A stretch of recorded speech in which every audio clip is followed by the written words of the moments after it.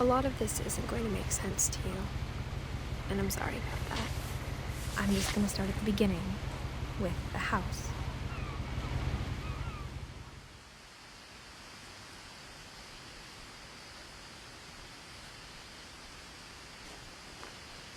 Someone had put up a chain-link fence, but it looked like I wasn't the first person to hop it.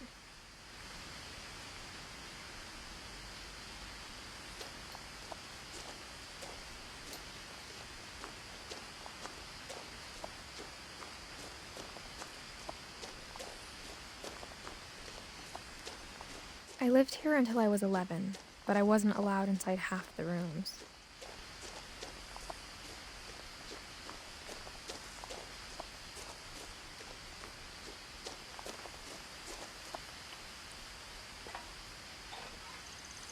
Inside the mailbox were bills from 7 years ago, marked urgent, open immediately.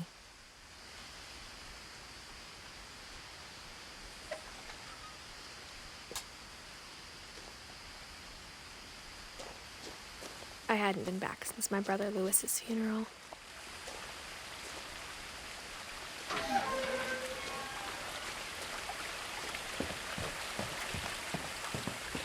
In her will, my mother left me a key, but didn't tell me what it unlocked. Maybe she thought I'd know, or she thought that the mystery would be enough to bring me back.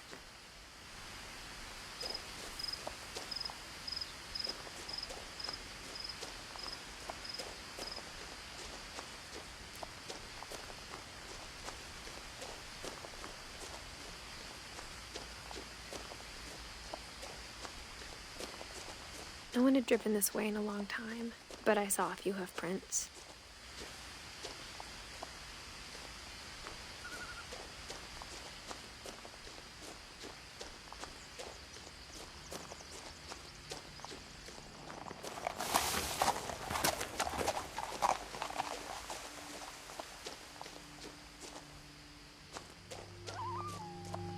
The truth is, even after I inherited the house, I never thought I'd come back to it.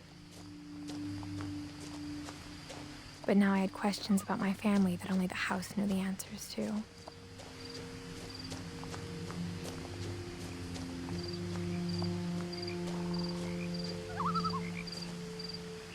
The house was exactly like I remembered it, the way I'd been dreaming about it.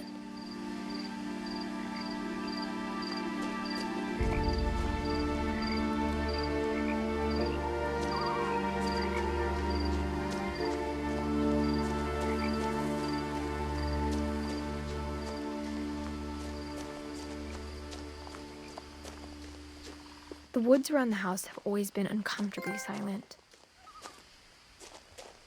As if they're about to say something, but never do.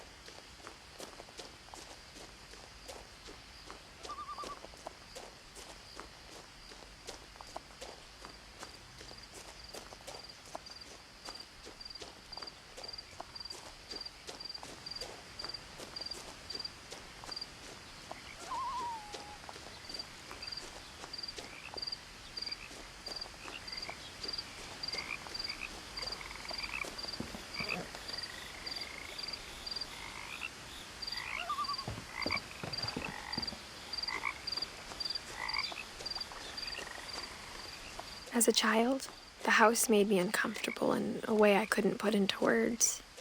Now, as a 17-year-old, I knew exactly what those words were. I was afraid of the house.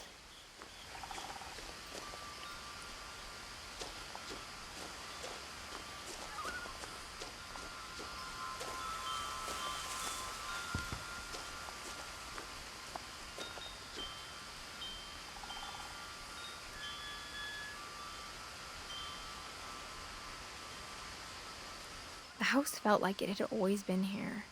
Even the swing set was older than my mother.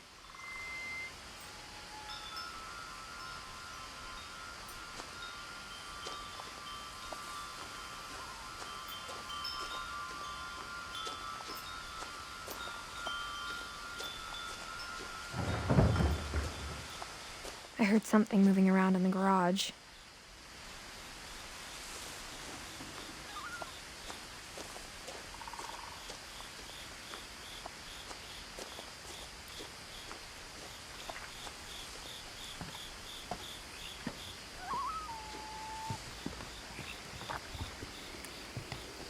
I asked Edie once about the dragon in the pond. She said it had killed her husband. I was 6. It seemed like an odd joke to me, even then.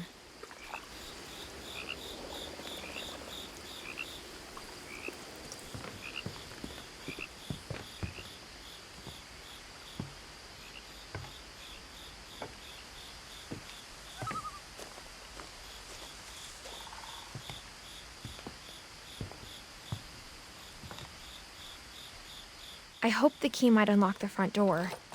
It didn't.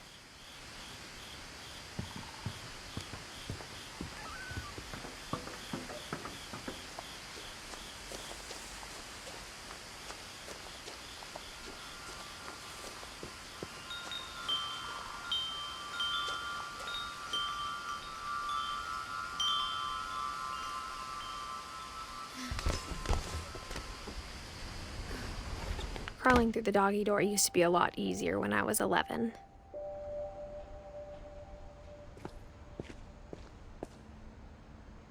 The power had been turned off the night we left.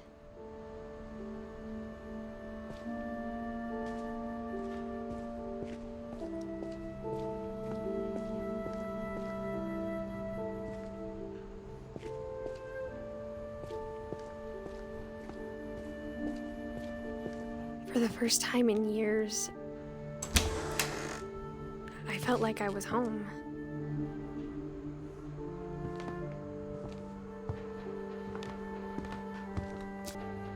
But instead of a family, there were just memories of one.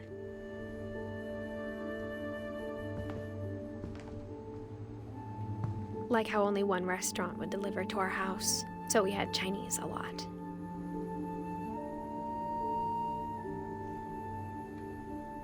Or how after Louis started working at the cannery, we all got sick of eating salmon. Except our cat, Molly.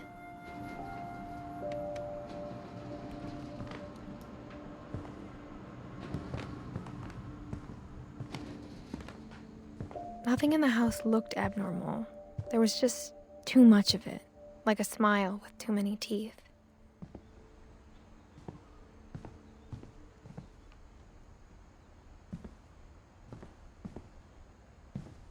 My mom wasn't much of an optimist, but she never stopped believing that my brother Milton was alive.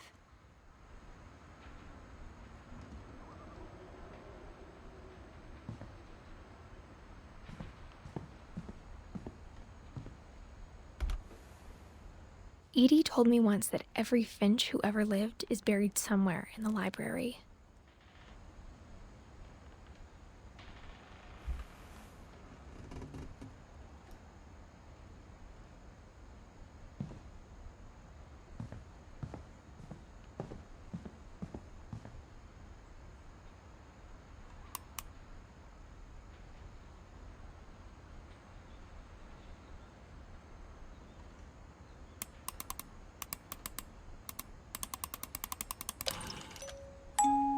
Great-Grandpa Sven built a music box for Barbara, along with the rest of the house.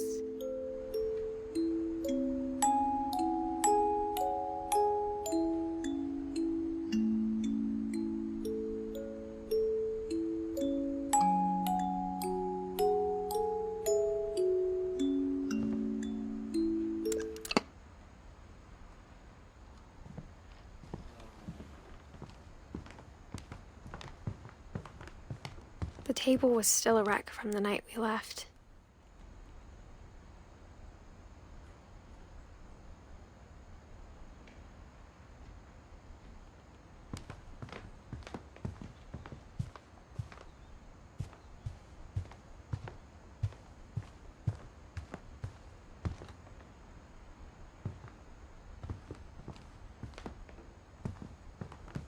My mom was the only one of us who could imagine Great-Grandma Edie living in a nursing home. It was like a bomb had gone off, killing everyone but sparing the furniture.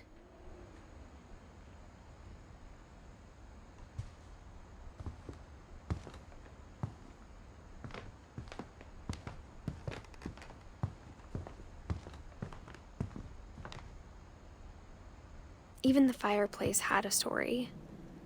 Edie told me the bricks came from the original house, after it sank.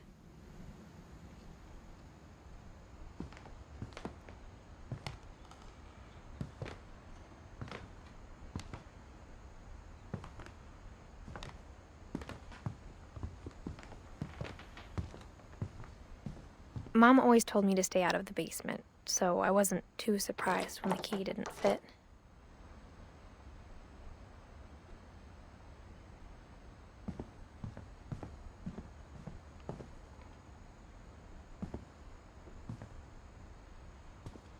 After Milton disappeared, Mom sealed up all the bedrooms. Then Edie retaliated and drilled peepholes.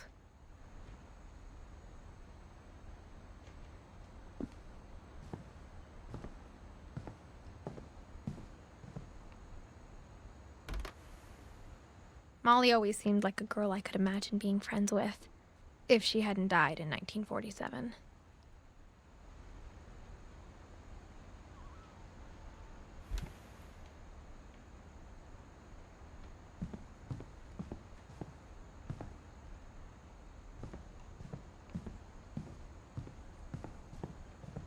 I spent a lot of time playing in Great Uncle Walter's room. I think my mom sometimes regretted not sealing it up. Louis told me there were secret passages, but I never believed him.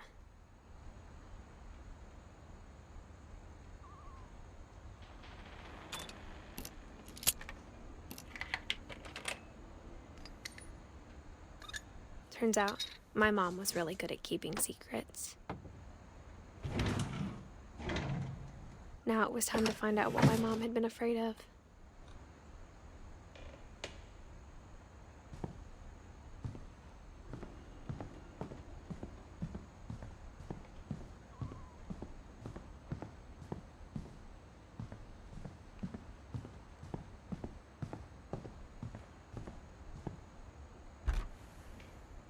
The last time I was in Edith Sr.'s room, I was 10 and she was painting my portrait.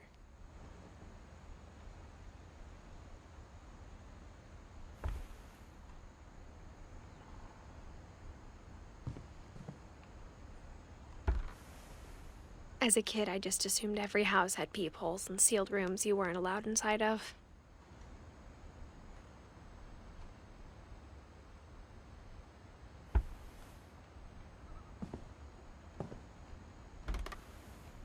My Grandpa Sam spent 7 years sharing a room with his dead brother, Calvin.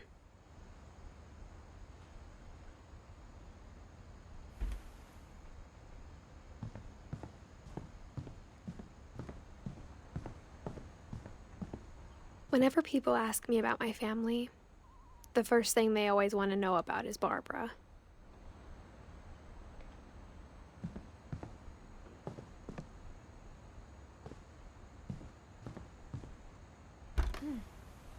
Barbara was a child star for 2 years, until America grew out of it.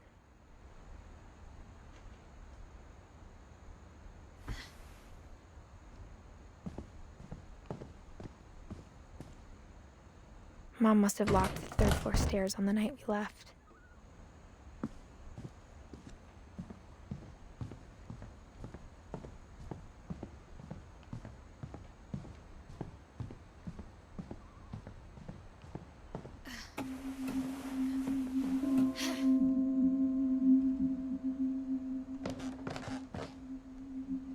From the paintings on the wall, it was clear my brother Milton had been here before me. Reading this, maybe it sounds like I had a plan. But I had no idea what was behind that door.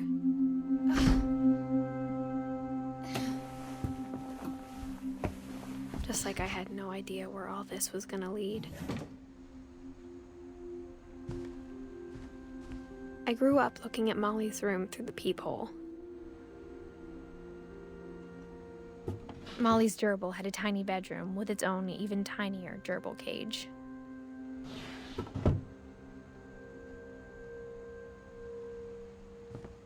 Being inside for the first time, I felt like I'd stepped behind a painting.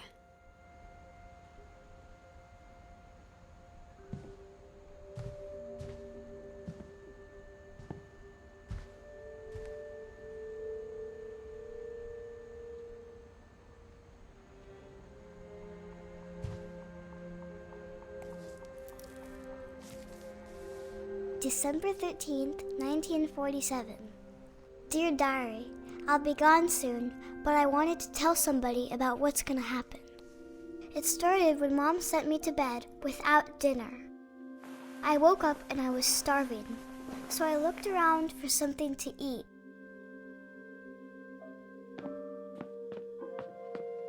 My Halloween candy was all gone.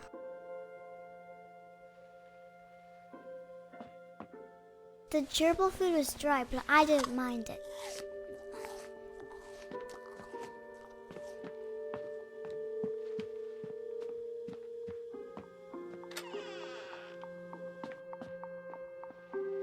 I kept eating and eating.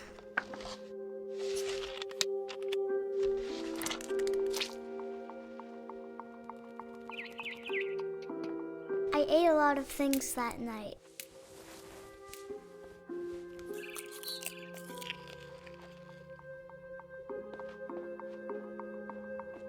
Then I heard chirping outside my window. It was a barn swallow going back to her nest. I reached out for her.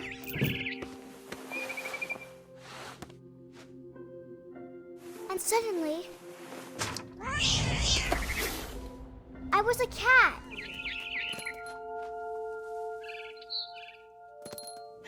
I tried to be quiet, but the bird was really scared.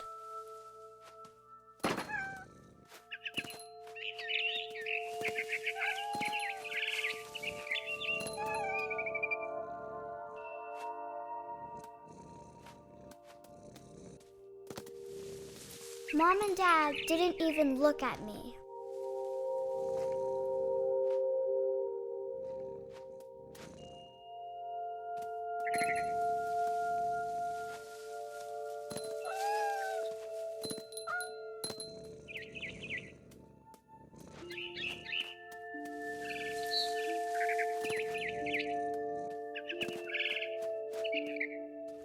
I jumped and I almost got her.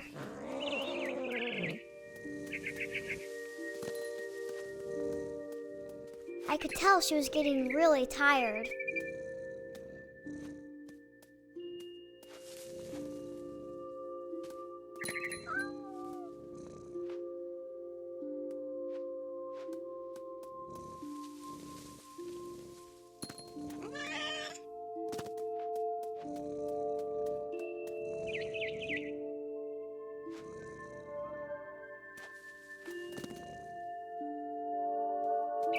Now I was up in the big tree. I promised Dad I wouldn't climb it anymore. All I cared about was eating that mama bird.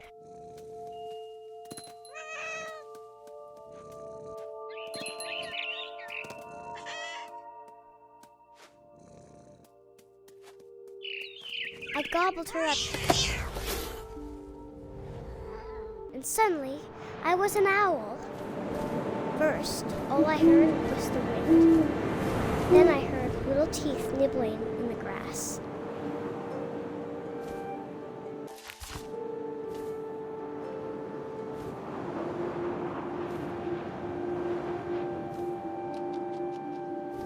Rabbits.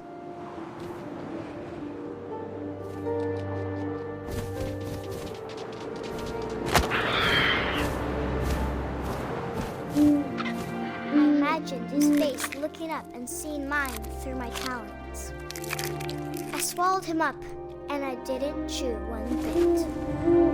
Then I flew off to find something bigger.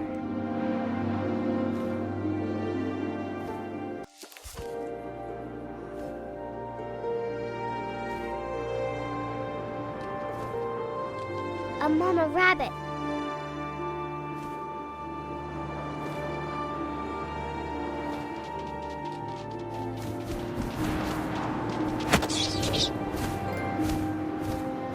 She was almost too big to carry. I started choking, but I couldn't stop eating. And suddenly, I was a shark.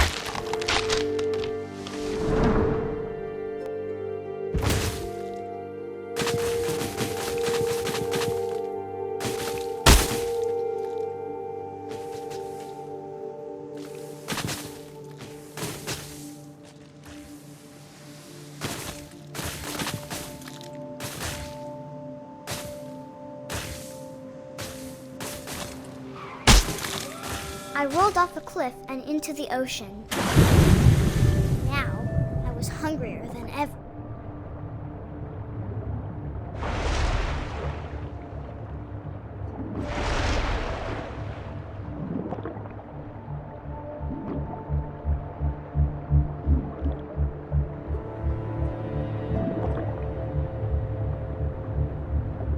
I wanted fat, juicy seeds.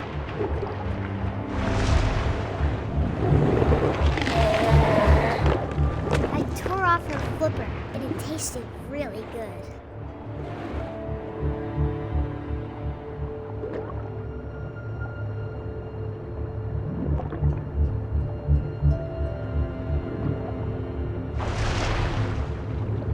I grabbed on tight. When I was so hungry, I jumped out of the water. When I opened my eyes, everything had changed.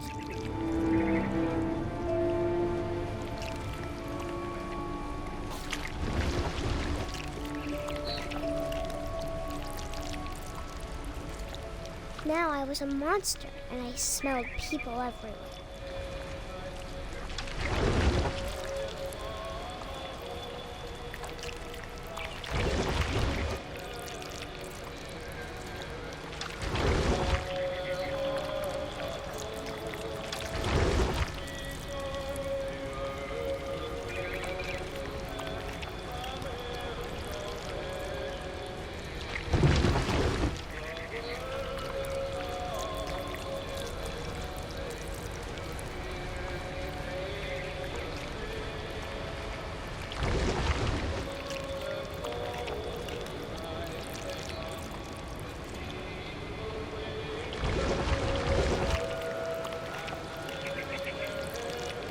I was big, but I moved real quiet.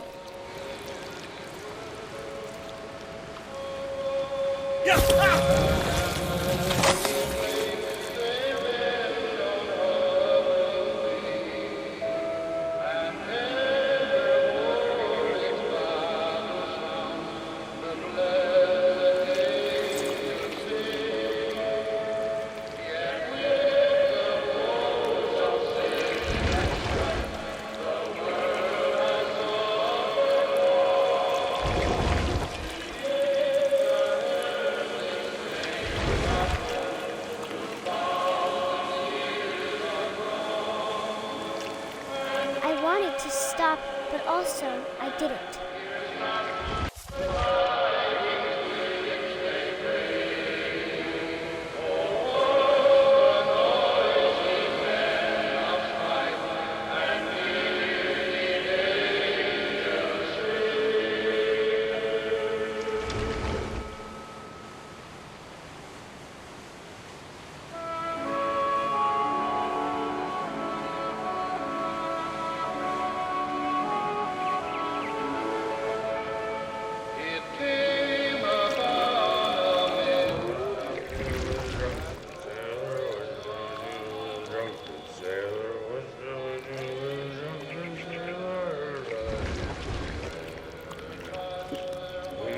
Belly with a rusty, belly was rusty.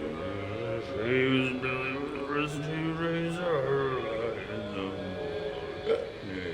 What shall we do with a drunken sailor? What shall we do with a drunken sailor? What shall we do with a drunken sailor? Put him in bed with the captain's daughter. Put him in bed with the captain's daughter. Put him in bed with the captain's daughter. What shall we do with a drunken sailor? What shall we do with a drunken sailor? What shall we do with a drunken sailor?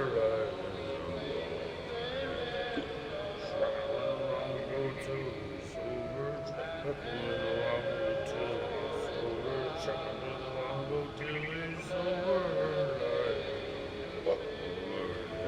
What shall we do with a drunken sailor? What shall we do with a drunken sailor? What shall we do with a drunken sailor?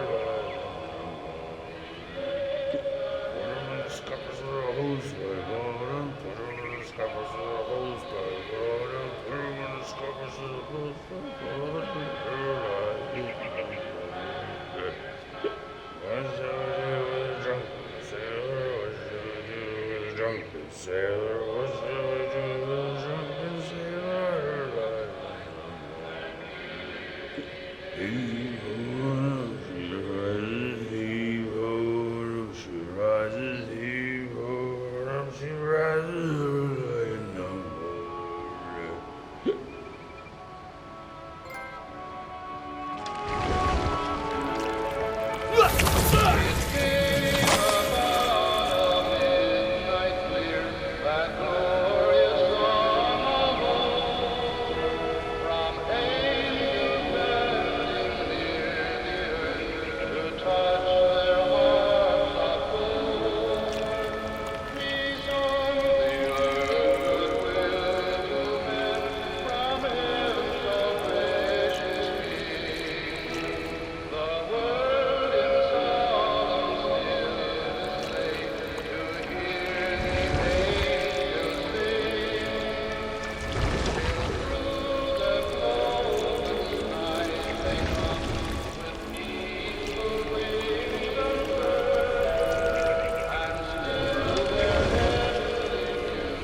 After the last passenger, I was still hungry. And across the water, I smelt something new. Something I had to have, so I swam towards it.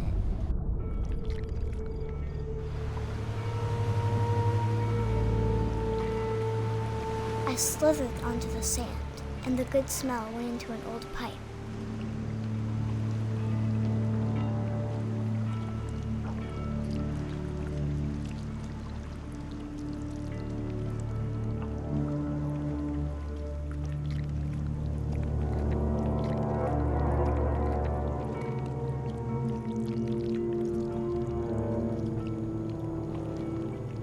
I got closer and closer.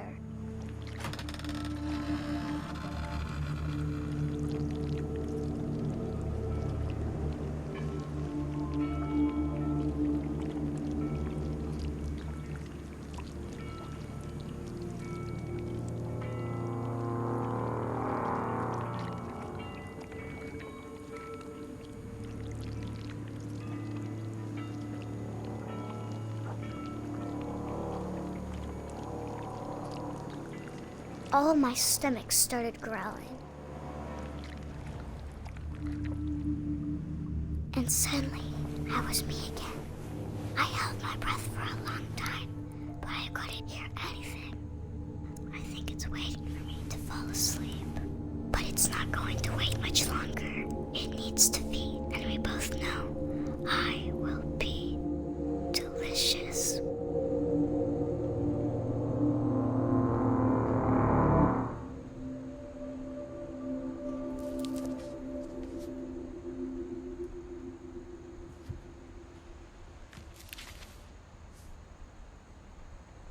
I'm not sure if I believed all of that, but I'm sure Edie would have.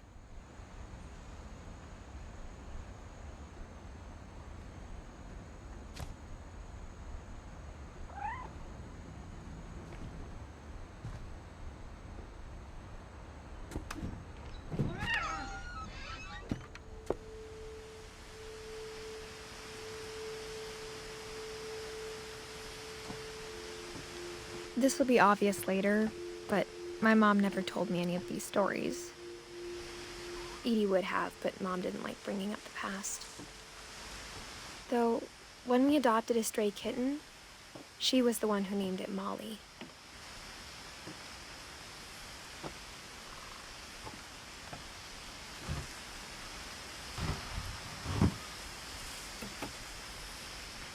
I spent a lot of time in Great-Grandma Edie's room.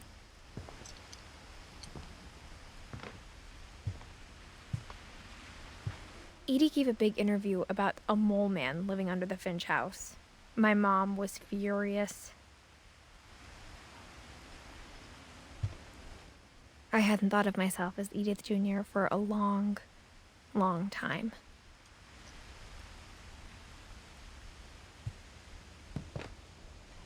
When Edie told people Sven was killed by a dragon, she could also have said he was building a dragon-shaped slide that collapsed. She could have, but she didn't.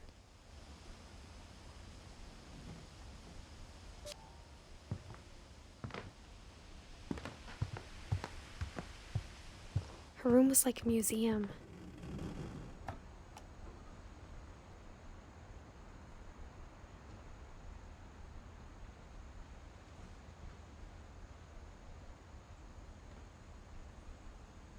Odin Finch buries the latest victims of the family curse, his wife Ingeborg and their newborn son, Johann.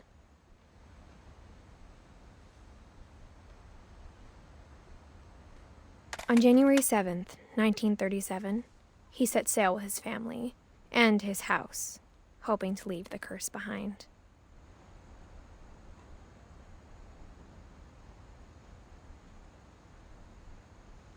But 40-foot waves off the coast of Washington send the house and Odin to the bottom of the sea. Odin's daughter Edie, with husband Sven and baby Molly, step ashore on their new home, Orcas Island. Odin Finch is the first to be buried in the new family cemetery. His daughter Edie is already dreaming of a new Finch house.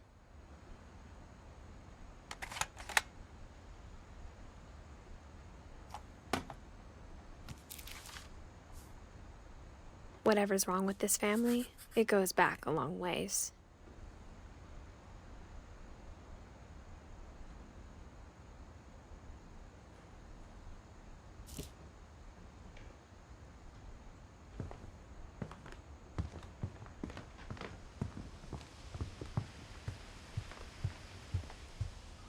Even in her 90s, sometimes Edie seemed a lot younger than my mother.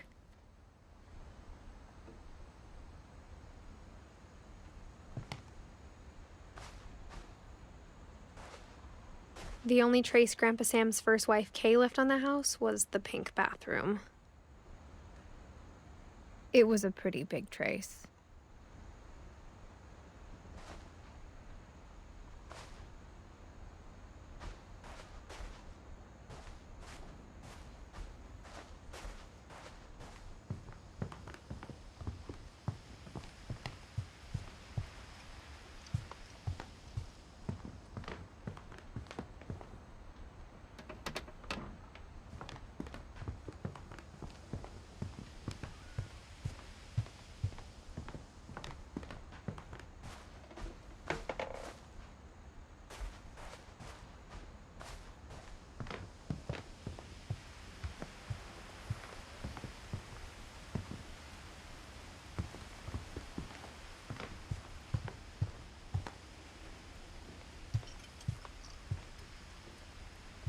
Louis died a week before we left, but Edie had already started to memorialize him. Edie knit me a new pair of gloves every year, just in time to replace the old ones.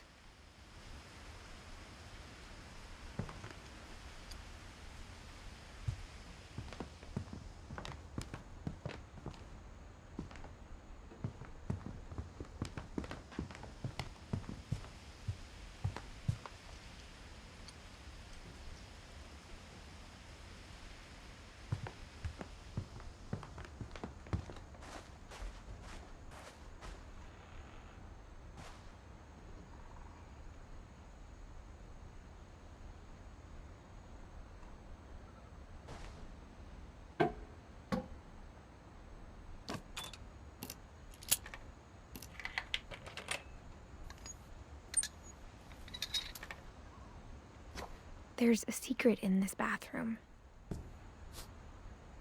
It's in the last place you would look. It isn't in the cupboard.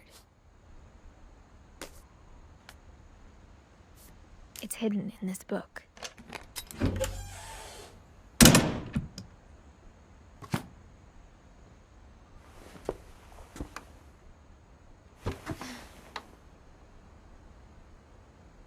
Sven gave Sam an old camera he'd refurbished. He never put it down.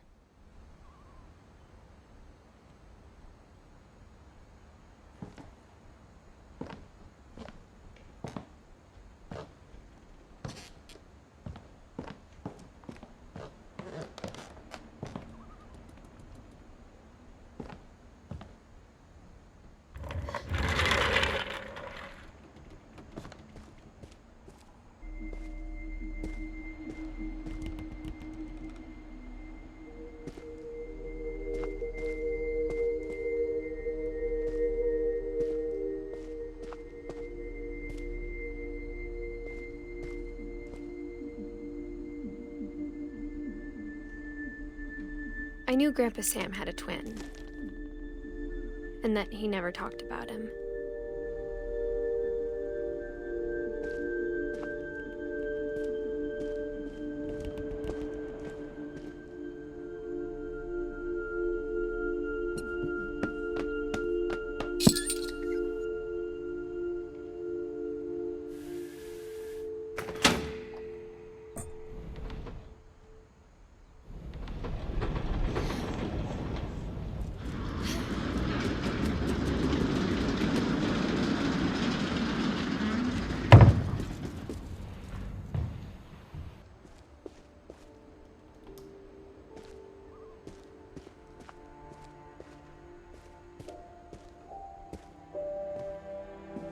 I guess my grandpa didn't like history any more than my mom did.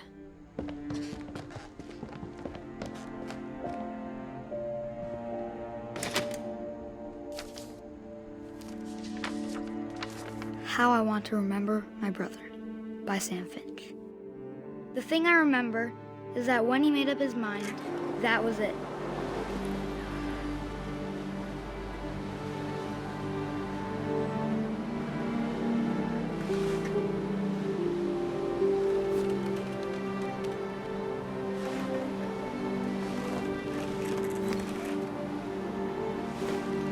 My brother said he'd die before he ate another mushroom, and he did.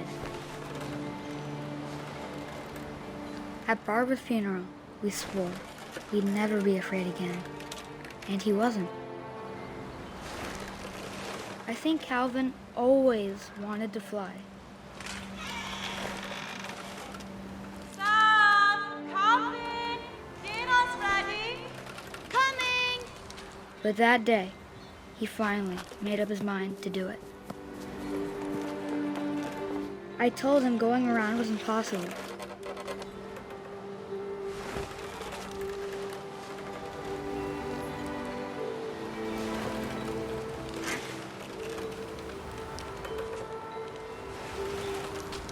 Maybe if I hadn't said that,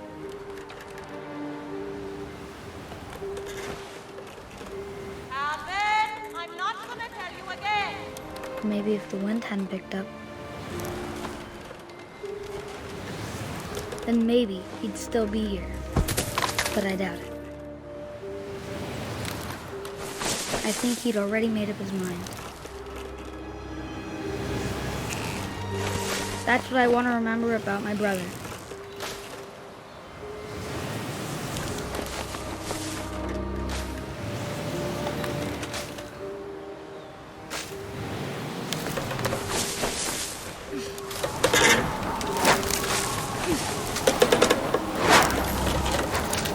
The day he made up his mind to fly.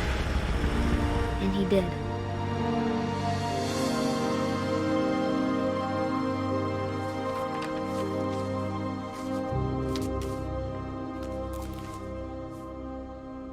Calvin's story felt strangely familiar. When I was younger, I remember trying to do the exact same thing.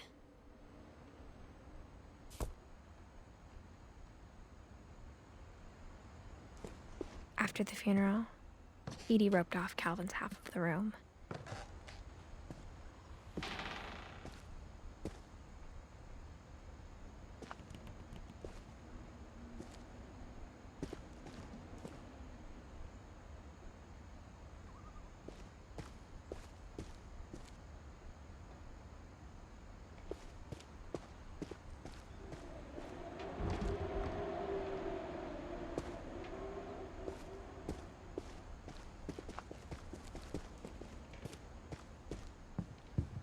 The passages were a pretty tight fit. They'd obviously been built for smaller hands and bellies.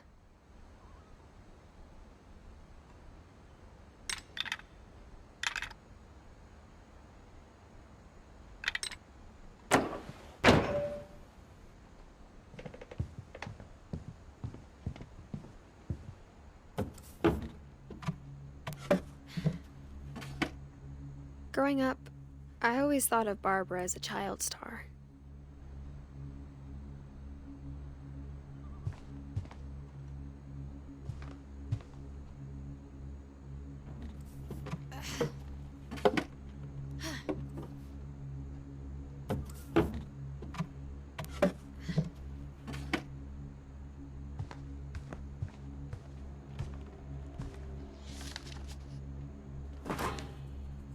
Of all the stories people wrote about Barbara's death, I'm surprised Edie saved this one.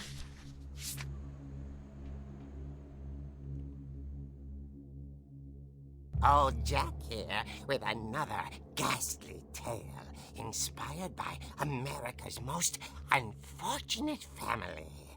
I'm calling it The Surprise Ending of Barbara Finch. As a child star, Barbara was famous for her scream. Now at 16, she was all washed up. A has-been. But in a lucky break, she'd been asked to perform her signature scream at a local convention for monster movie fans. It was just the boost her career needed. Unfortunately, her scream hadn't aged well. Getting better. I think you just need the right motivation. Her biggest fan and current boyfriend, Rick, was about to demonstrate when... Now that was a great scream. It was Barbara's father, Sven. He'd slipped into a table saw and had to be rushed to the emergency room. So Barbara got stuck babysitting her youngest brother, Walter. Her convention comeback was cancelled. Okay, I'm hearing frustration, but I'm not hearing terror. What if I tried... A gang of hoodlums in Halloween masks have been terrorizing Orcas Island tonight. Police are urging residents to... That came from the basement. You're right! Also, I loved your delivery on that. Why is your basement door locked? Because my dad likes making puzzles and secret passages. There's a key hidden in the music box. The secret is to keep winding and winding until finally the key pops out. Thanks, babe. I'll be back in a sec. 20 minutes later, Rick hadn't returned. So Barbara went to look for him, right on cue. She reached for the music box. And as she wound the key, she listened for Rick, but the house was silent.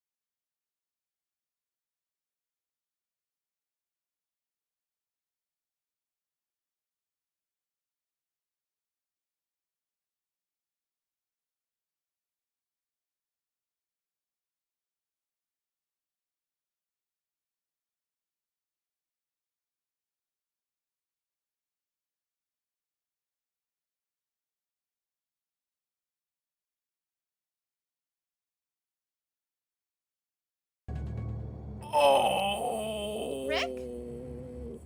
Barb, relax. I was just trying to scare you to help you find your scream. Well, I'm not scared, Rick. I'm furious. Then act furious.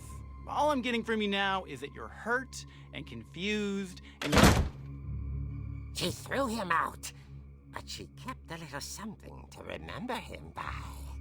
Barb, have you seen my other crutch? And she was still holding it when she fell asleep watching the late picture show. Hours later... Barbara! Walter, what's going on up there? Ah! Okay, I'm coming up, but if this is a trick, you're dead, Walter.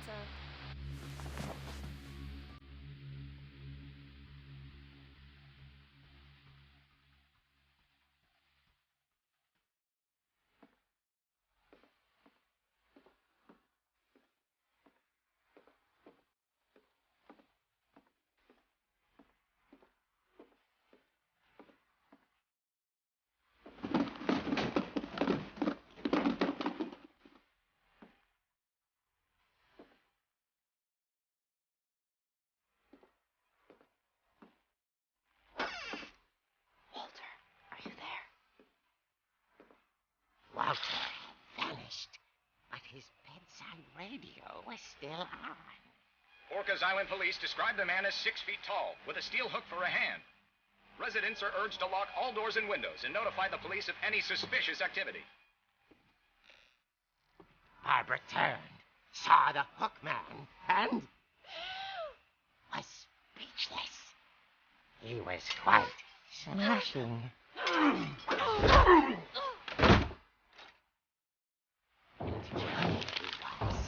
He couldn't get enough of Barbara. Okay, Barbara, there's gotta be another way out of here. That night, she played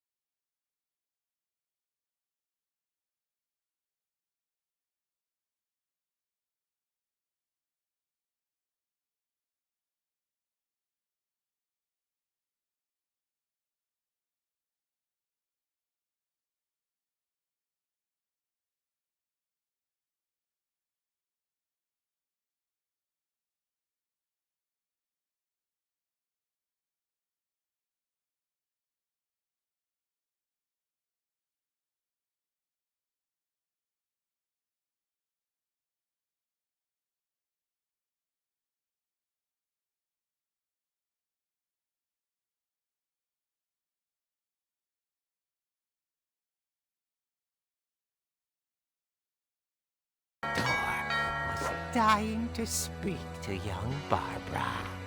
At the door, she heard whispering. It was coming from inside the house.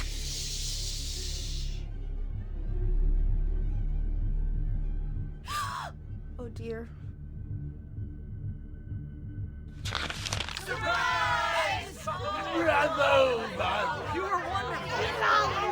The monsters had come to surprise her. For Barbara, it was a dream come true.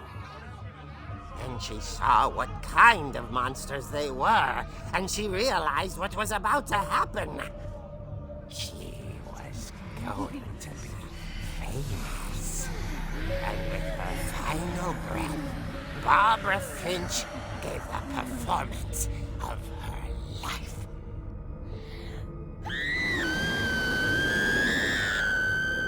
I wasn't there myself, but I hear Barbara was magnificent.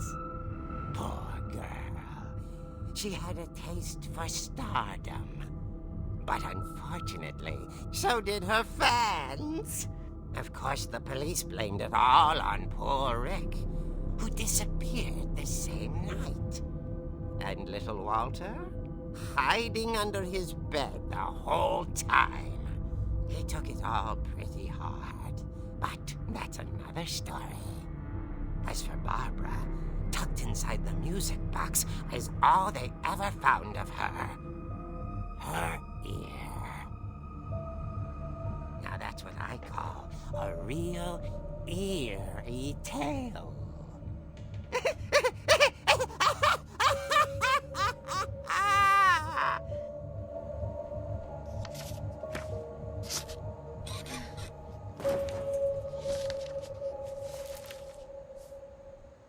Edie told me all Barbara wanted was to be remembered, as absurd as that comic was. Maybe what Edie saw was a happy ending.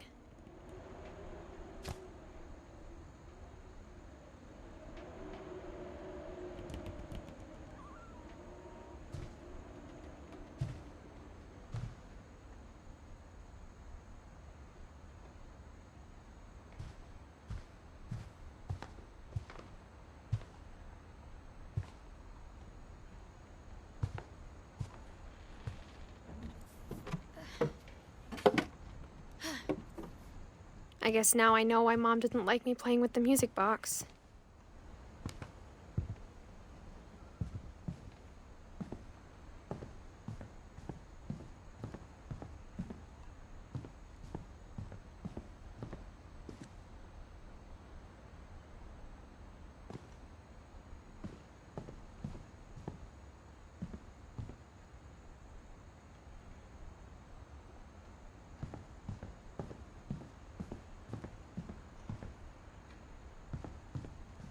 It's funny. All those times I played with the music box and never found the basement key.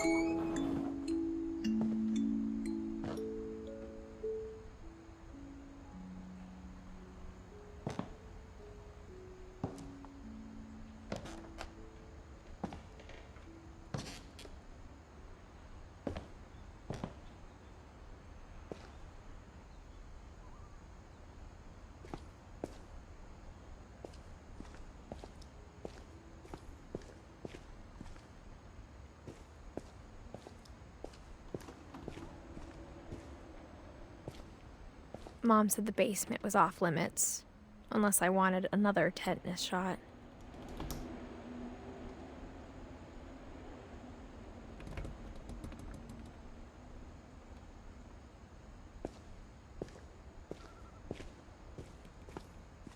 I saw Edie sneak down to the basement once, carrying packages.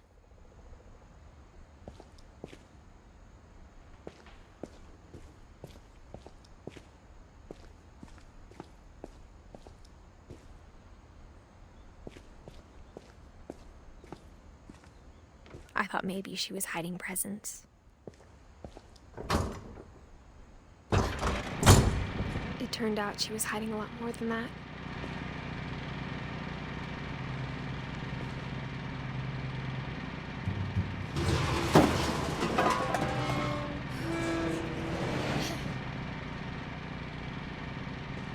I remember asking Mom once about where Walter had gone.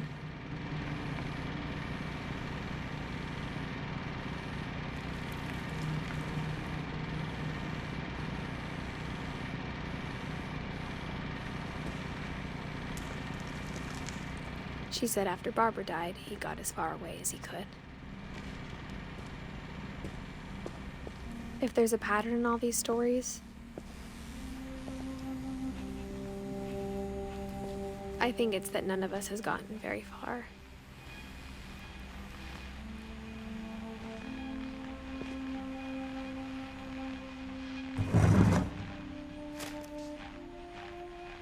Goodbye, everyone. I can't believe I've been down here for 30 years. On that first day, after the shaking started, I didn't think I'd survive a week.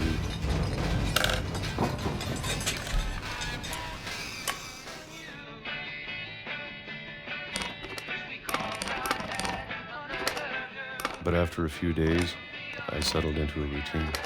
That's what kept me sane. Having a schedule, living for today. I always expected to be dead tomorrow. But if you wait long enough, you get used to anything.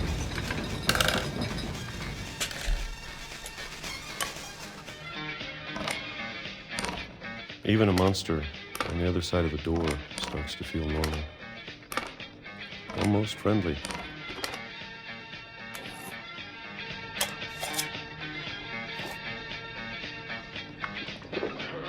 And then one day, everything just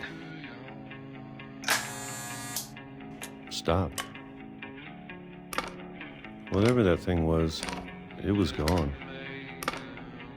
Maybe it got tired of waiting. Or maybe I just got tired of being afraid.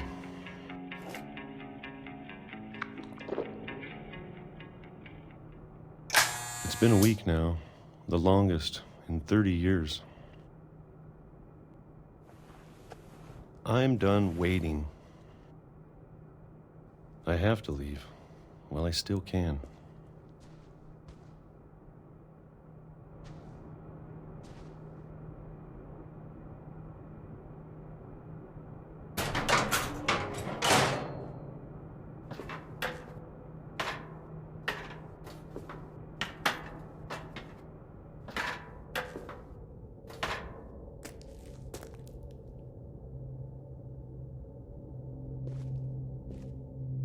I know it's out there, somewhere. Whatever killed Barbara and Molly and Calvin.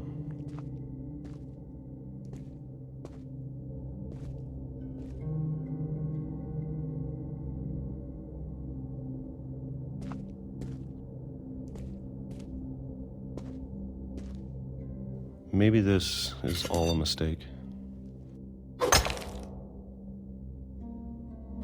But I need to stop living the same day, even if it kills me.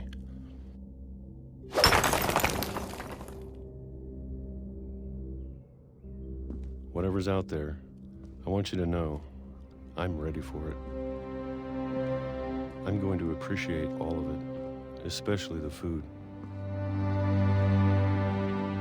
I don't mind if I only have a year left, or a month, or a single week. I'd be happy with one more day. I can already imagine the sun on my face.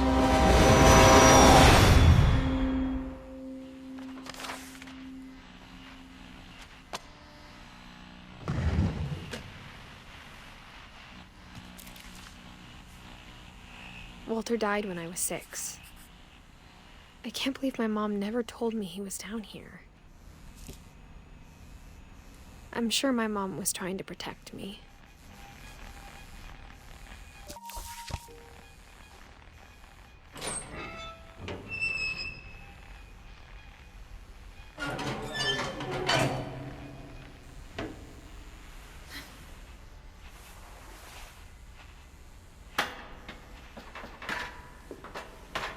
Maybe she was afraid I'd end up like Walter.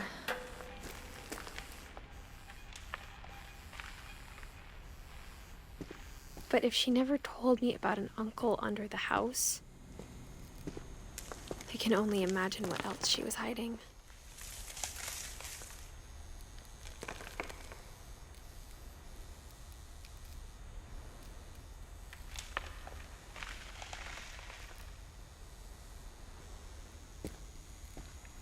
I don't want to make the same mistakes she made.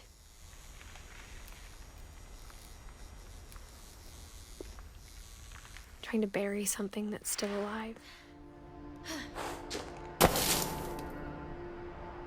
Now that there's only one of us left, or maybe 2. I thought it was time I heard the stories for myself and found out what happened to everyone else. But now I'm worried the stories themselves might be the problem.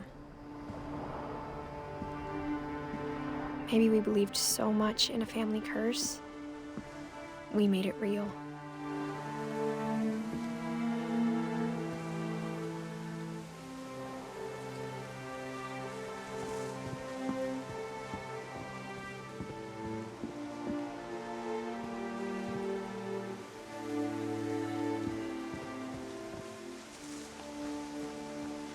I don't know if I should even be writing this.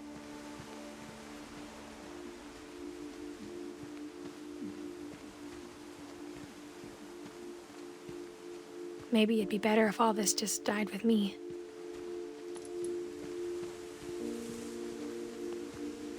But I thought you should know about your family.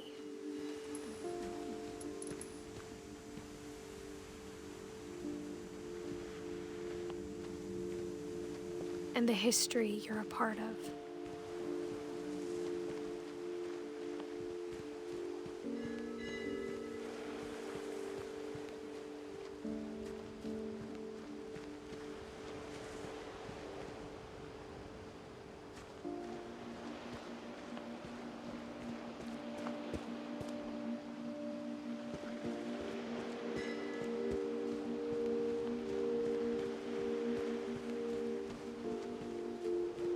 Though to be honest, I feel as lost as you probably do right now.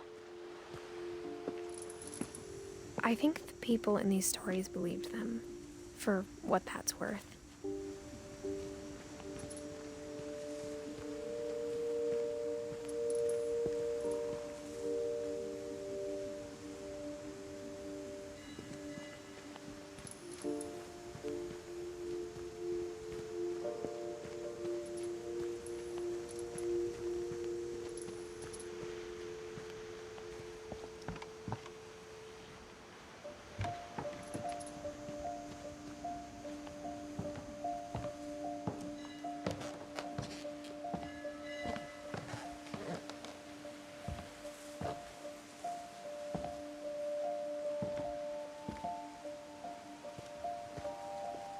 And when you look at the house, that history of imagination and stubbornness and madness, any of it seems possible.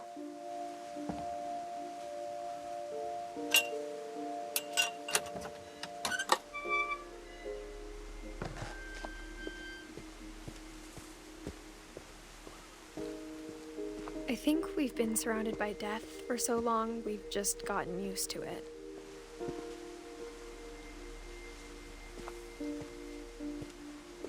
What kind of family finishes building a cemetery before starting the house?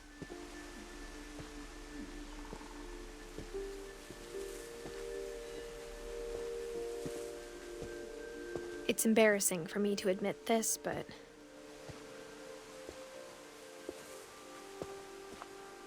the pet cemetery made me more uncomfortable than the human one.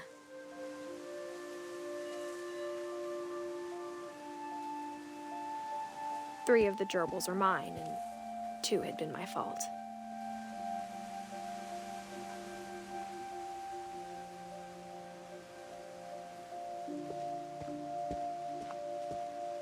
Sven built the house, but it was Edie who designed the cemetery.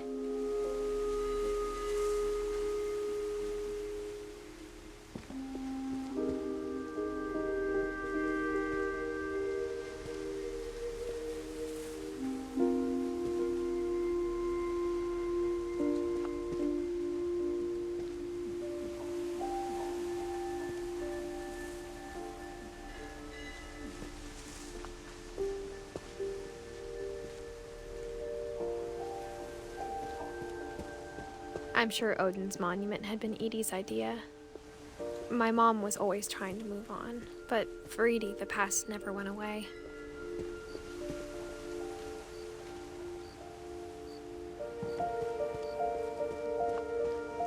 She could see it poking out of the water at low tide.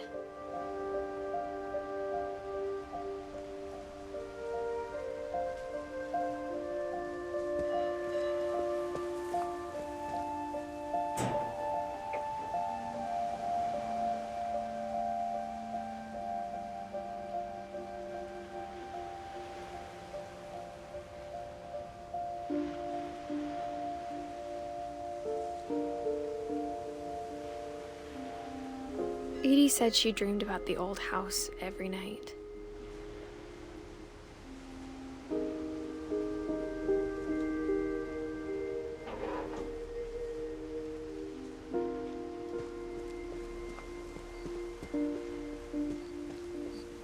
Edie's side was always easier for me to understand.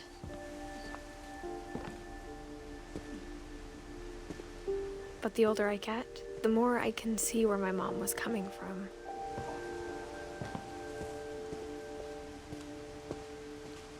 Her dad had been pretty strict, but it wasn't enough to save her brothers. She was just trying to do better.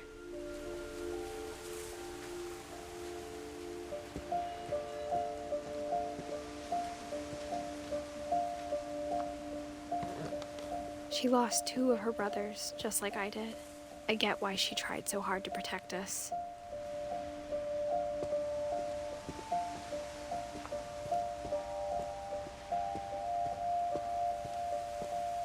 There's so many things I wish I could ask my mom now. Part of me thinks this is what she wanted all along. For me to come back someday and find everything out for myself.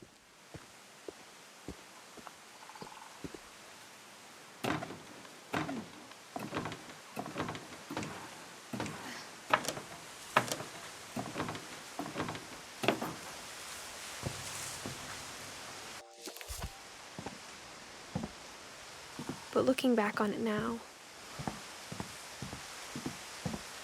if she told me there was going to be so much climbing,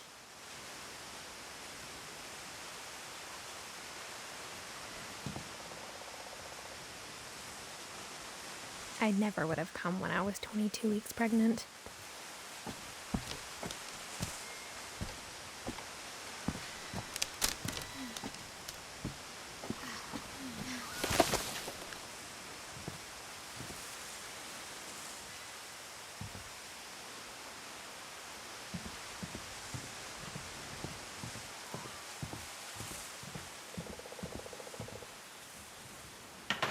I never met Grandpa Sam, but I think he and my mom had a lot in common.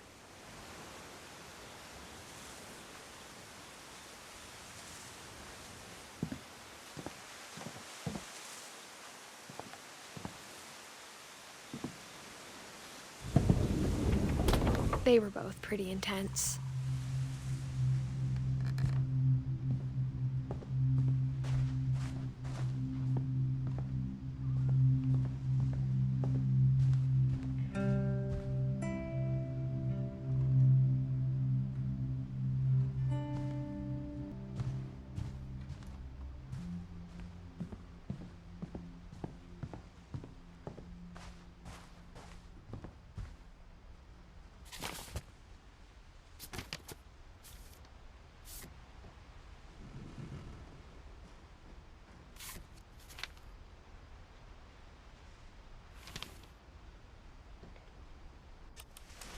Dawn, I promise, you'll never forget this weekend. Yes, sir. These memories are gonna last a lifetime. Hmm? It's a hunting trip, Dawn. Shooting is strongly encouraged. What? Perfect. It's gonna rain the whole weekend, isn't it?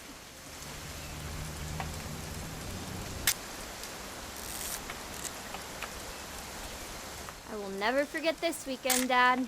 Okay, got it. I'm gonna take some pictures, okay?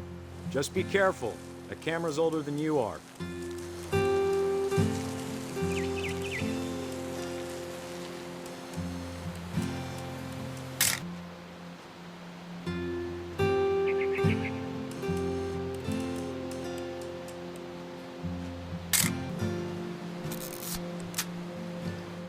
Nothing quite like being outside.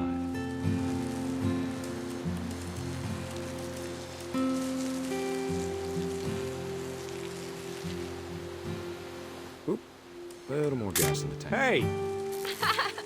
That's a keeper. I'm just saying, I'm not always gonna be here, Don.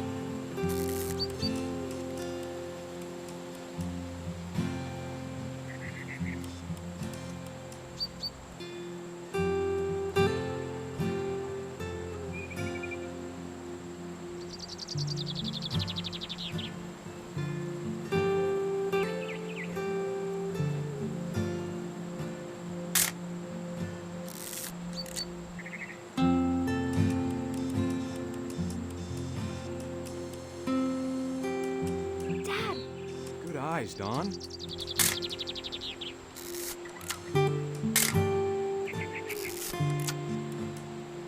Before you take the shot, let me get a picture of you.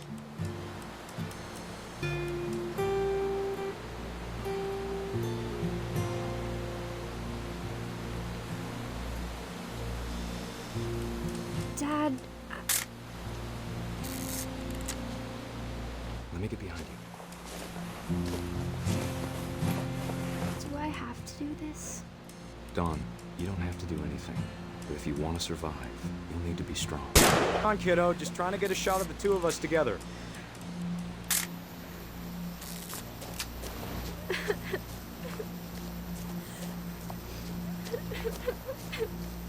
Dad, it's twitching. I think That's it's totally normal, Dawn. Just focus on the camera. Try not to think about... Dad!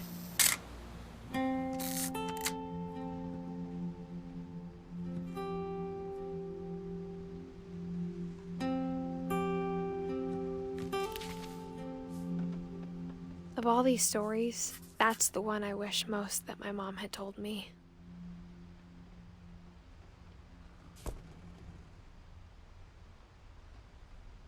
Sam spent his life shooting photos, but Mom said he got nervous being in front of the camera. I guess we're all afraid of something.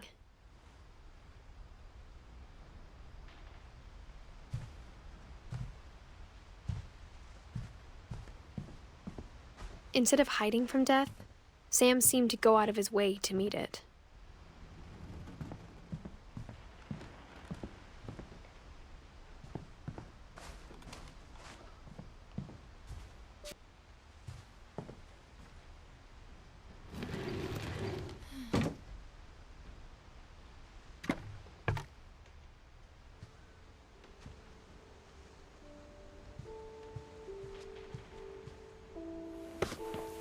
After Sam died, my mom and Edie got really close. They'd both lost a lot.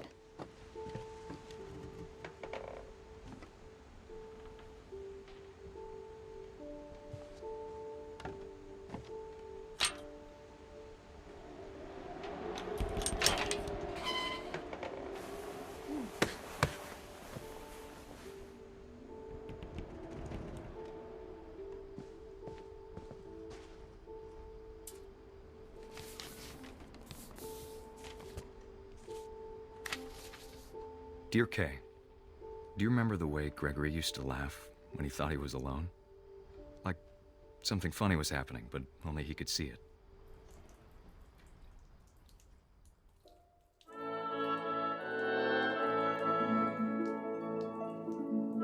I think he saw things the rest of us don't.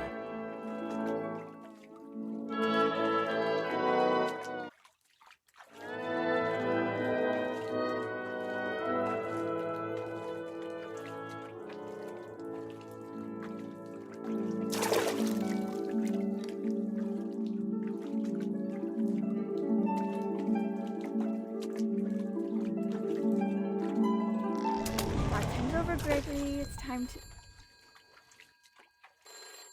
Hold on, sweetie. Hello? Sam, I told you I don't want to talk right now. I wonder what he saw. What his world was like.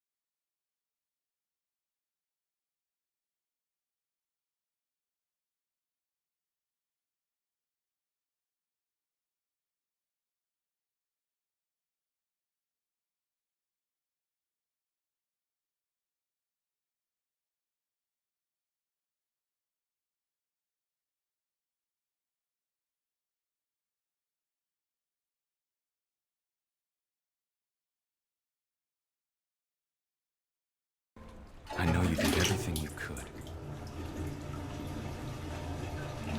Maybe if I hadn't called that night. Damn it. Hold on, I don't want Gregory to hear this.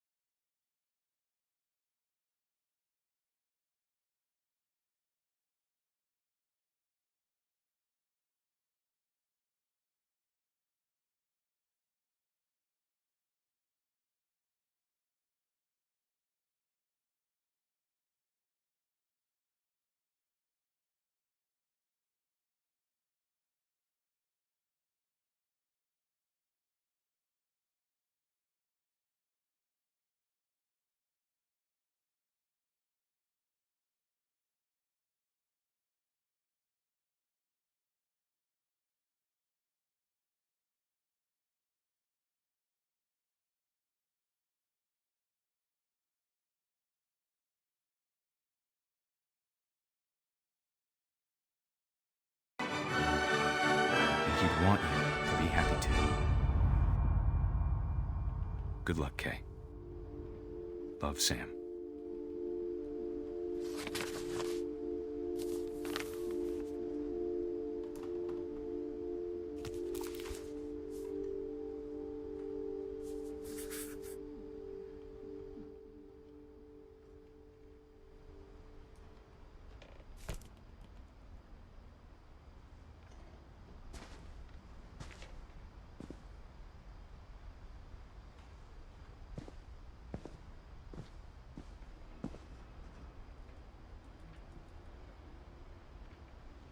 I can't imagine my mom ever writing poetry, and yet... A poem for Gus, who always said the wedding was a bad idea. Our father never hit us kids, at least not very hard, before the day my brother said with teenage disregard that he'd be dead before he'd see a wedding in our yard.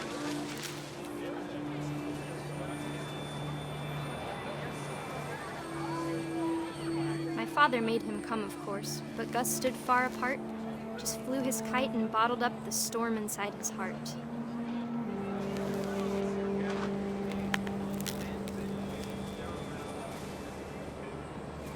I tried to talk him out of it, but though he'd never met her, "We don't need a stepmom," were the words that I now pronounce you husband and wife.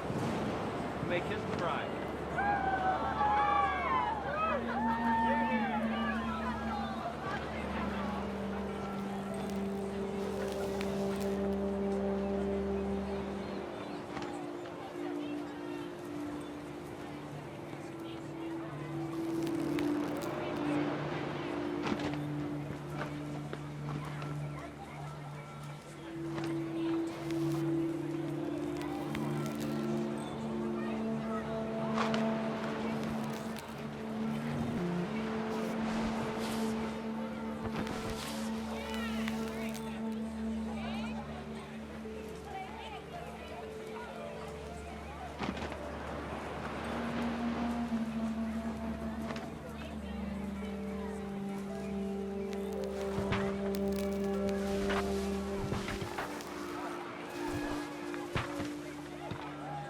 When the time for photos came, Dad ordered him to come here.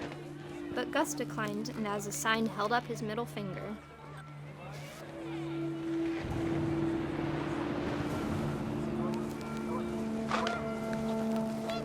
The wind picked up, and panicked geese appeared and quickly went. But all the humans did that day was go inside the tent.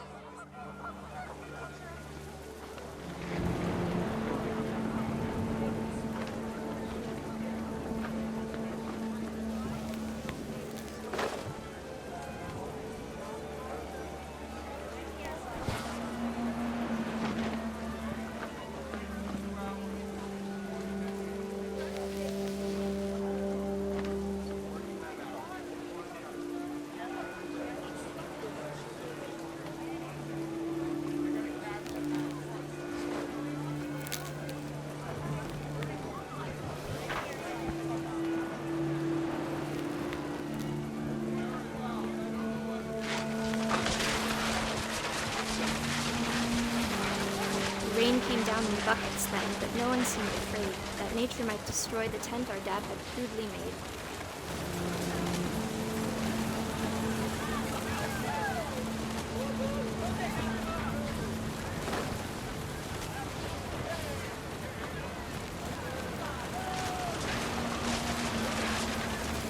The thunder sounded much too close and full of angry power. But all my father said to this was, "Make the music louder."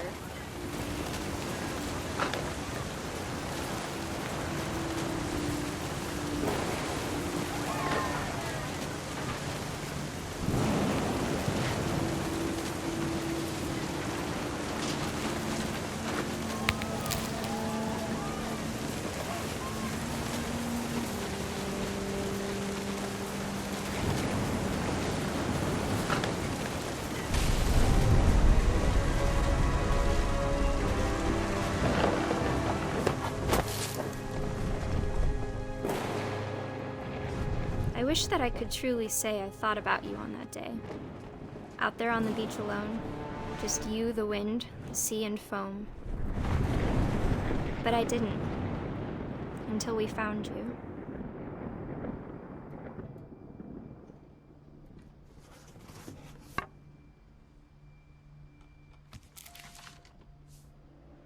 She never talked about him, but Mom told me once if I was a boy, they were going to name me Gus.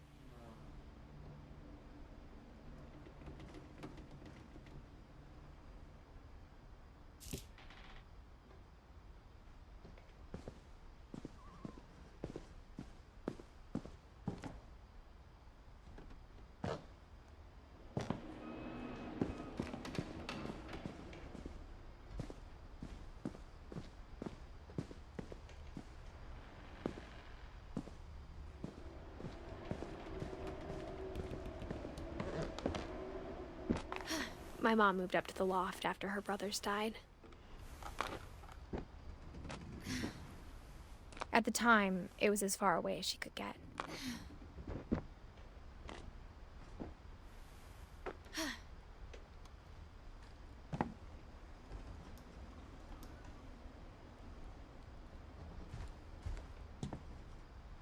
She spent a summer building houses in Calcutta, where she met my dad, Sanjay.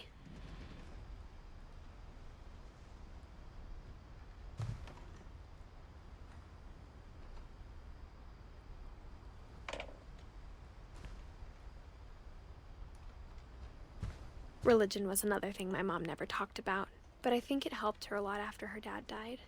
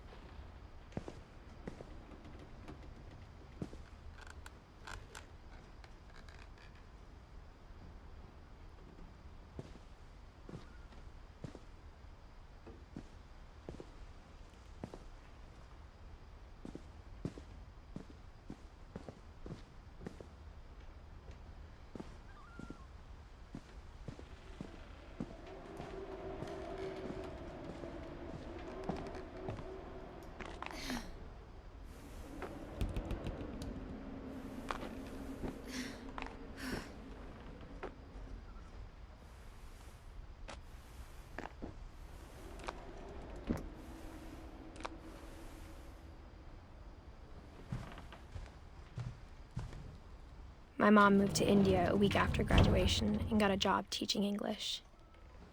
Louis was born a year later.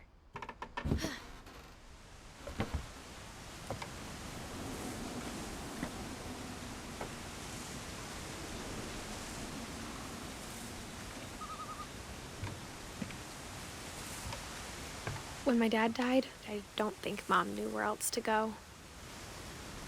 I'm sure Edie was happy to have her back.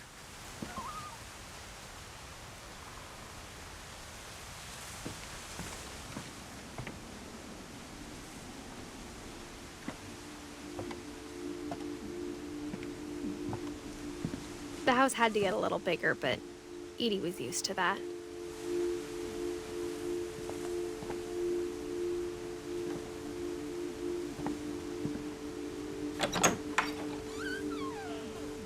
And for a while, things were good. Almost normal.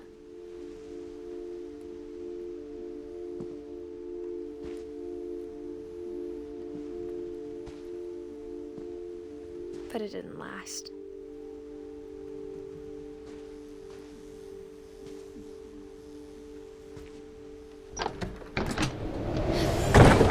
The beginning of the end was Milton's 10th birthday, when Edie gave him a castle.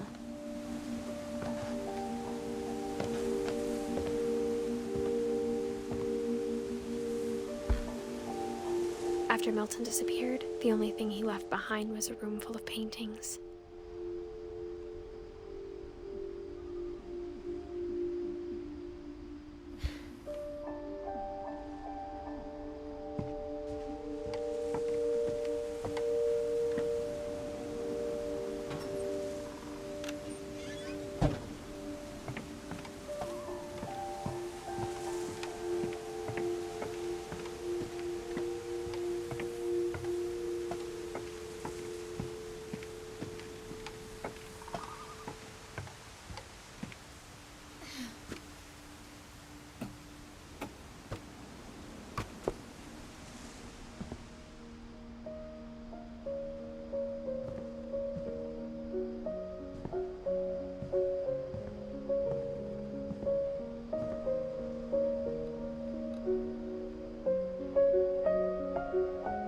I think Edie was happy to finally have another painter in the family.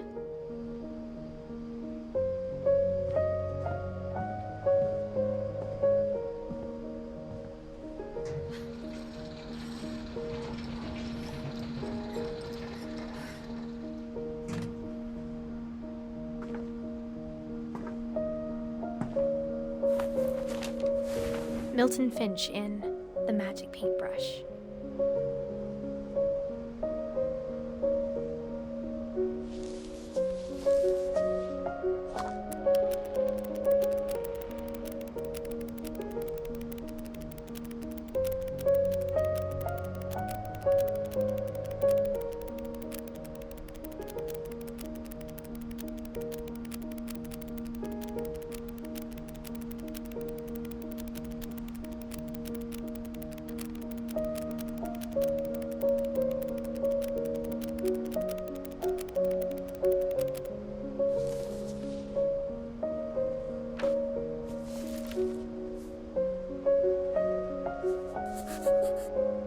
I was 4 when Milton disappeared.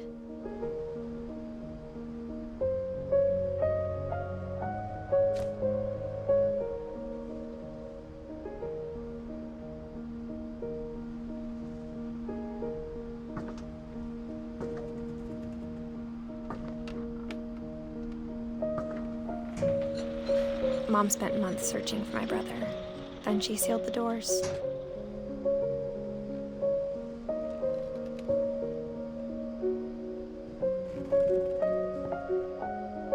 Whatever Milton had found in the house, Mom didn't want it getting out.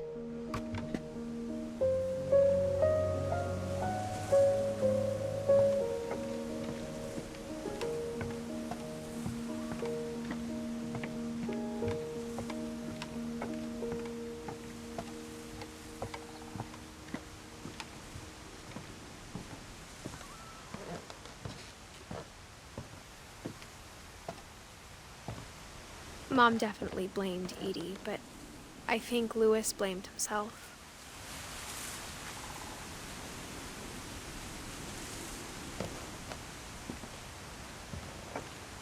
After he graduated, he just spent more and more time in his room, until Mom got him a job at the cannery.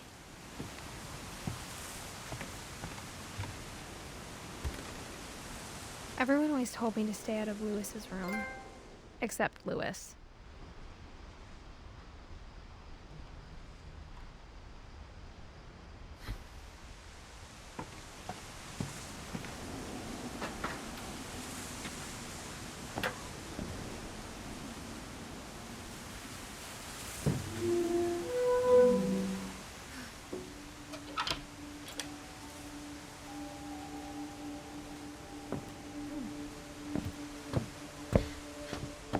Lewis's room smelled very, very familiar. That part of him lived on.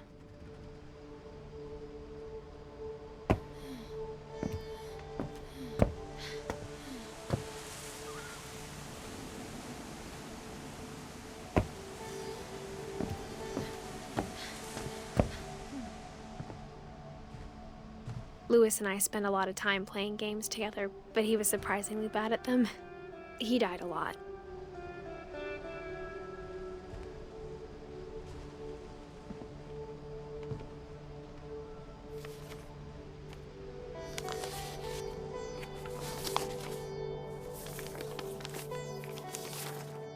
Dear Mrs. Finch, as Lewis's psychiatrist, I can understand your desire for an explanation. As I see it, the trouble began in January, shortly after we convinced your son to seek treatment for substance abuse. Newly sober, I believe Lewis first noticed the monotony of his daily life.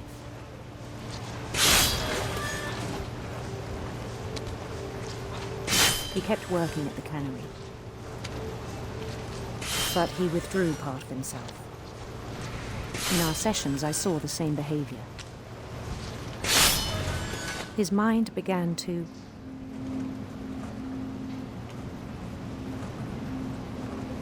wander. I asked him to describe it.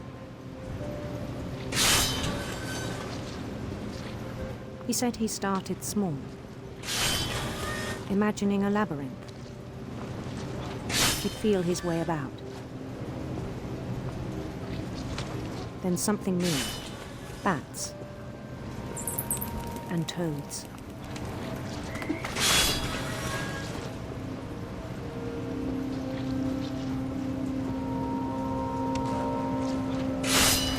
And things that have not names. He knew it was all in his head, but he took it very seriously. I had hoped he'd find himself.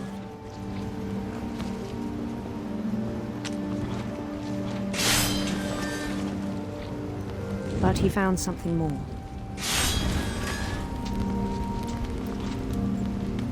I worried about him then, daydreaming at the cannery. I spoke with his boss, but he said Lewis had become a model employee. Methodical, tireless, focused. Like a whole new Lewis. So I let him go on.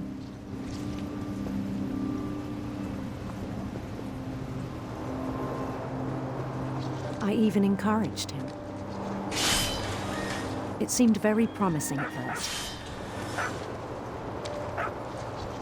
He told me he'd made a new friend.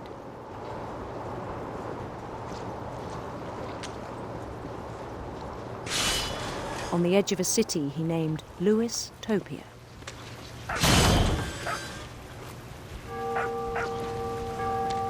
He built the city up slowly, brick by brick. Then he made musicians.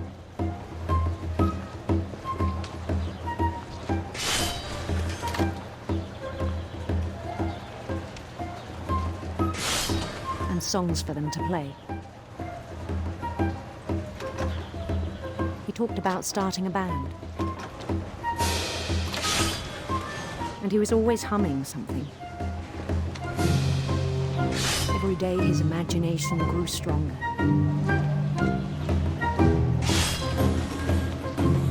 He no longer spoke at the cannery. But his chopping was as reliable as ever. Then one day it struck him that all the cheering crowds, even the stones under his feet,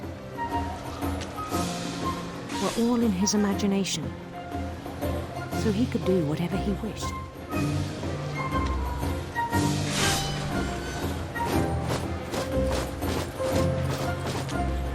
He held an election for mayor. And he won. They begged him to stay, but his mind was already wandering. It became a game for him.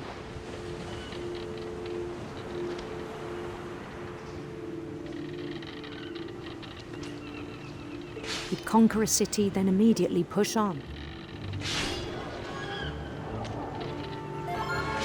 New Louisville.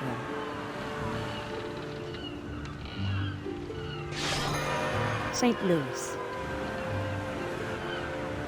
He started drifting away from our reality.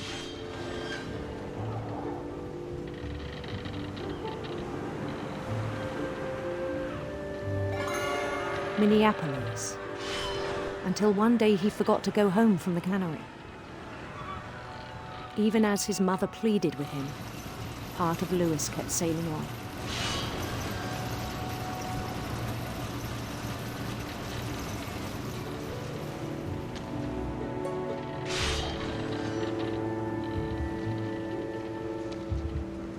In Louisburg, he heard rumors of a handsome queen.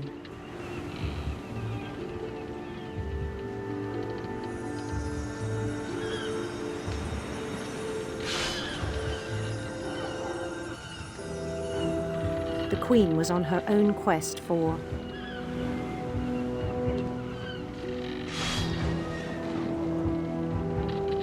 radiant rainbows.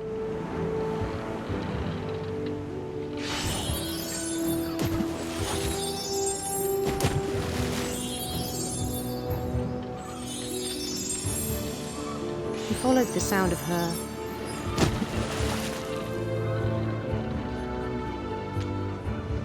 silver harp.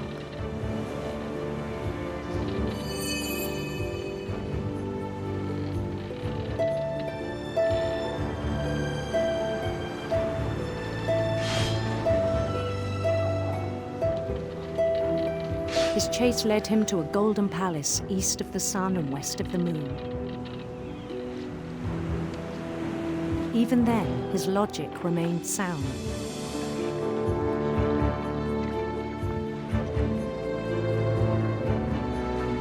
He knew the world was all in his imagination.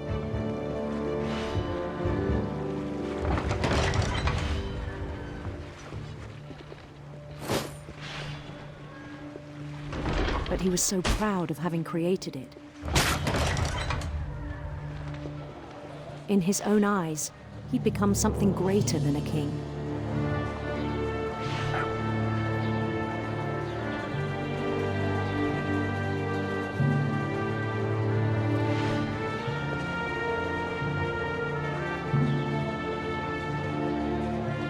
For someone who'd never known success in the real world, I think it was overwhelming. And then it struck him that the real Louis was not the one chopping salmon, but the one climbing the steps of a golden palace.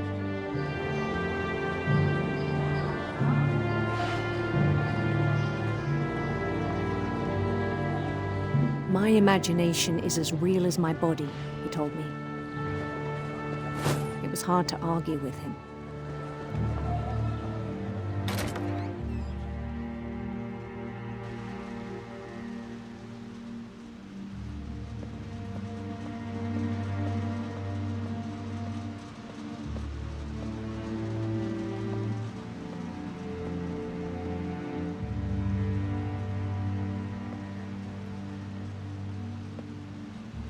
Began to forget the world we know.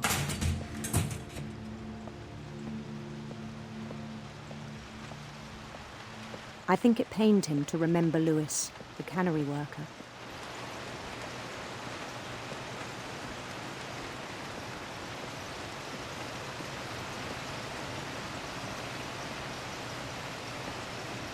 He began to despise the man with a royal contempt.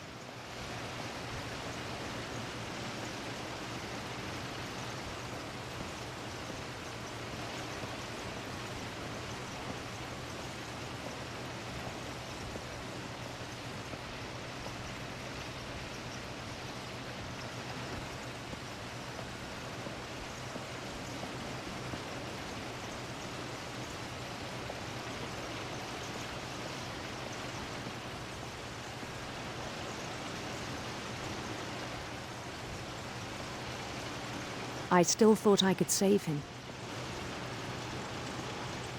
Even after he said he was being crowned king over all the lands of wonder. The palace would be packed with his companions.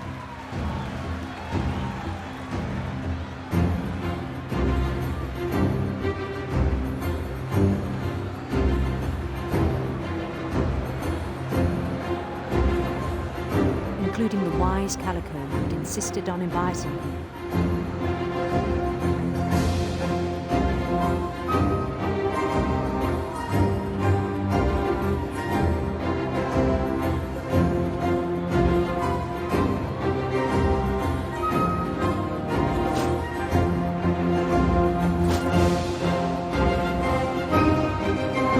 His queen waited, holding his crown.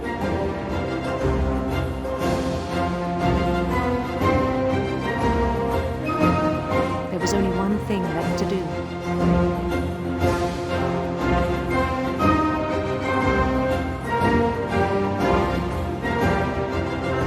Bend down his head.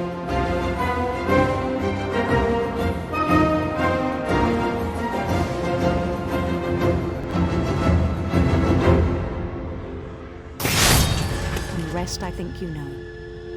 Mrs. Finch, your son was a kind man who will be missed by all of us who knew him.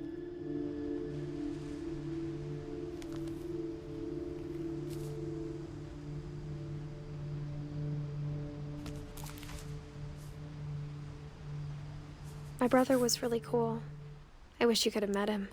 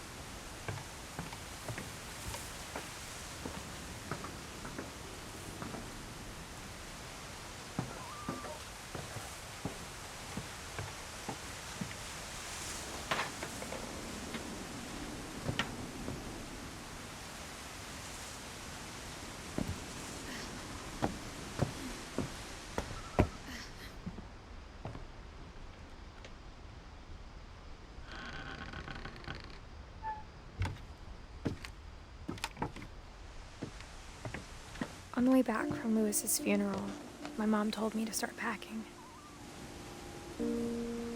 She waited until the day before we left to tell Edie. I'm not sure if she wanted to make it easier or harder.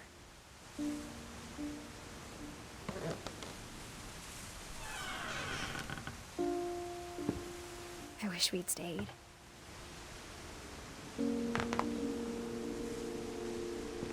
But I understand why we left.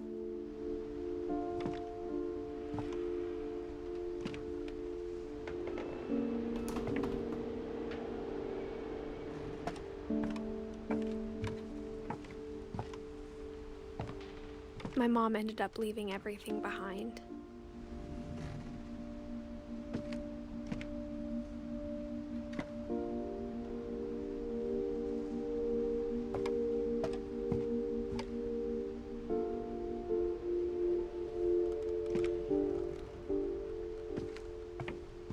What happened that night had been coming for a long time. Maybe it should have come sooner.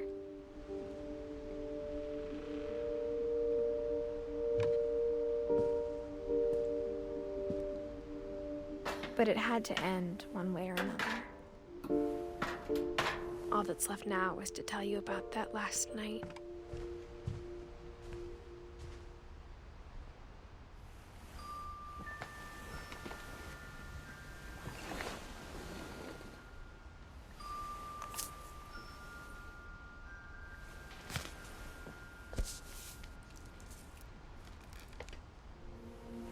That whole last day, Edie just watched us pack and didn't say a word. Until supper, when she raised her glass and said, "To our final night together, and all our final nights apart. Grandma, you know what I said about alcohol. Some of your medications are very Edith, specific. I left a present for you in the hallway. Why don't you go open it? The grown-ups have to argue now. I'm sorry, you're right. We're all leaving tomorrow. Let's just enjoy our last... I'm not leaving. Edith, you're excused.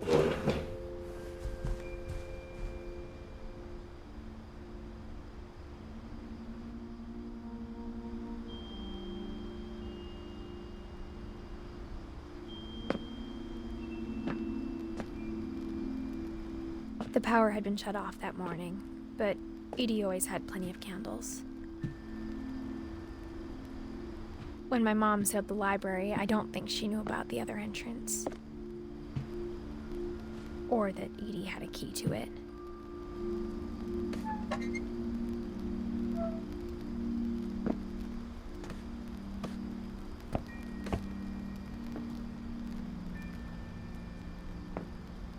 That thing you're afraid of isn't going to end when you leave the house. Edith has a right to know these stories.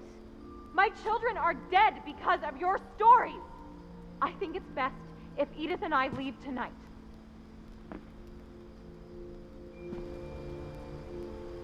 We'll have the nursing home send a van for you in the morning, okay?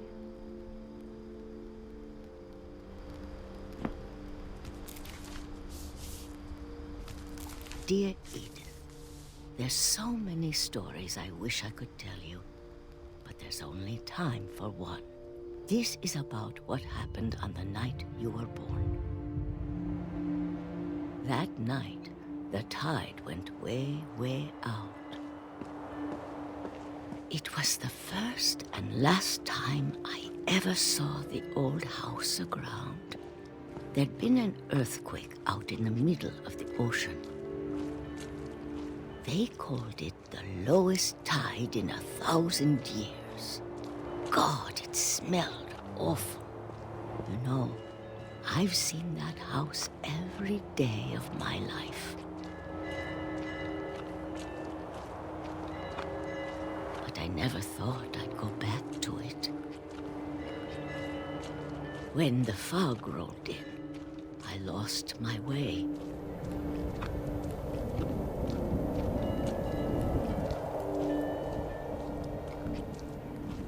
I got turned around.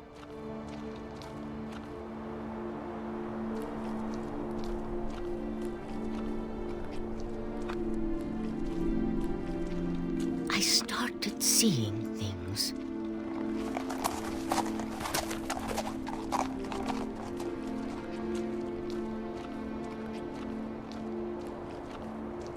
Things I'd forgotten had ever existed.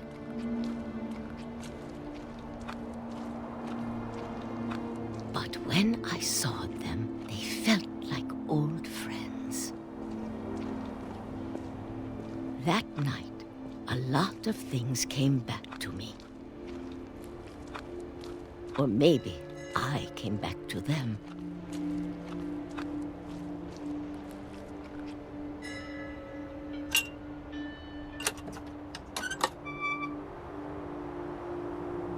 Things I can't explain, but that I need you to try and... Edith, what are you doing in here?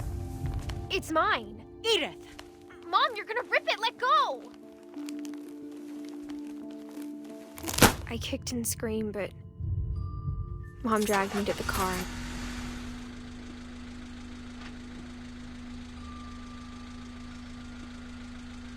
I never saw Great-Grandma Edie again.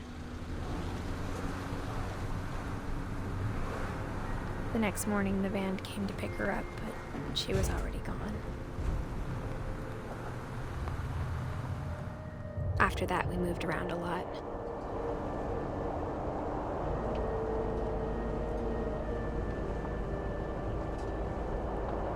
We both tried to make the best of it.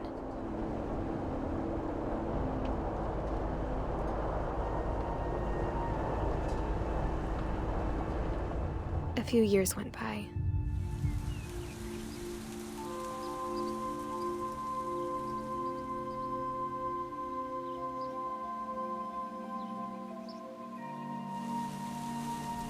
My mom didn't like to talk about it.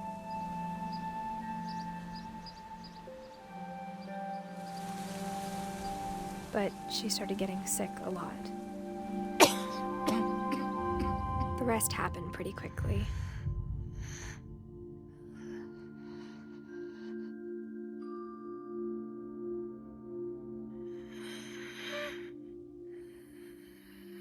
She got better for a while, and then she didn't.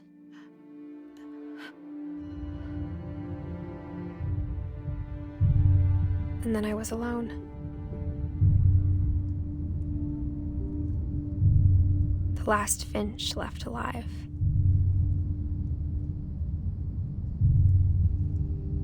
Until I found out about you. I'm still not sure what to tell you about all this. If we lived forever, maybe we'd have time to understand things. But as it is, I think the best we can do is try to open our eyes and appreciate how strange and brief all of this is. This journal was supposed to be for you. But now I hope you'll never see it. I just want to meet you and tell you all these stories myself. But I guess if you're reading this now, things didn't work out that way.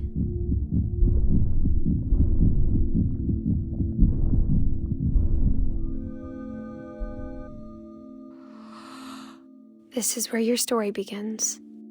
I'm sorry I won't be there to see it. It's a lot to ask, but I don't want you to be sad that I'm gone.